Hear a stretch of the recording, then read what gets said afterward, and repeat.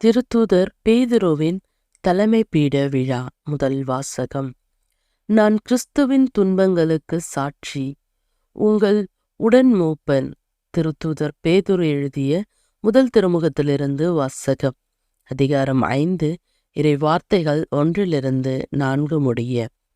அன்பிற்குரியவர்களே, கிறிஸ்துவின் துன்பங்களுக்கு சாட்சியும் வெளிப்படவிருக்கும் மாட்சியில் பங்கு கொள்ளப் போகிறவனுமாகிய நான் உடன்மூப்பன் என்னும் முறையில் மூப்பர்களுக்கு கூறும் அறிவுரை. உங்கள் பொறுப்பில் இருக்கும் கடவுளின் மந்தையை நீங்கள் மேய்த்து பேணுங்கள். கட்டாயத்தினால் அல்ல, கடவுளுக்கு ஏற்ப மன ஓர்ப்புடன் மேற்பார்வை செய்யுங்கள். ஊதியத்திற்காக செய்யாமல் விருப்போடு பணி செய்யுங்கள். உங்களிடம் ஒப்படைக்கப்பட்டவர்களை அடக்கி ஆளாமல் மந்தைக்கு முன்மாதிரிகளாய் இருங்கள்.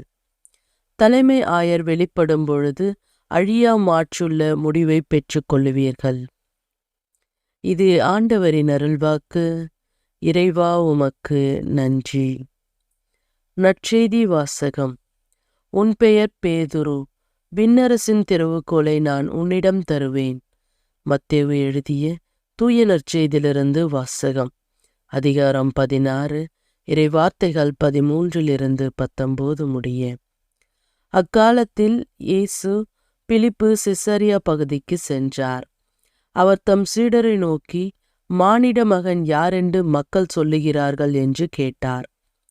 அதற்கு அவர், சிலர் திருமுழுக்கு யோவான் எனவும், வேறு சிலர் எலியா எனவும், மற்றும் சிலர் எரோமியா அல்லது பிற இறைவாக்கினருள் ஒருவர் என்றும் சொல்லுகின்றனர் என்றார்கள். ஆனால் நீங்கள் நான் யார் என சொல்லுகிறீர்கள் என்று அவர் கேட்டார்.